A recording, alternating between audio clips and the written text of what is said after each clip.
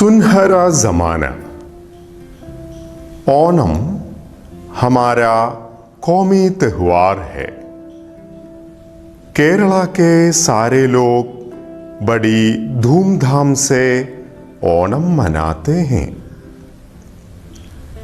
ये प्यार और मोहब्बत और भाईचारगी की निशानी है। कहा जाता है कि पुराने जमाने में महाबली नामी एक इंसाफ पसंद राजा था।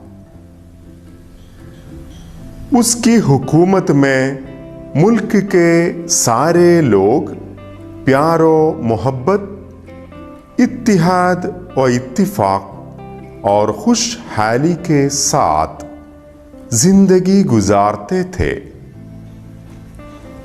उसकी याद में ओणम मनाया जाता है। ओणम के दिन घर के आंगन में पूक्कलम बनाते हैं और घर के सारे लोग नए नए कपड़े पहनते हैं।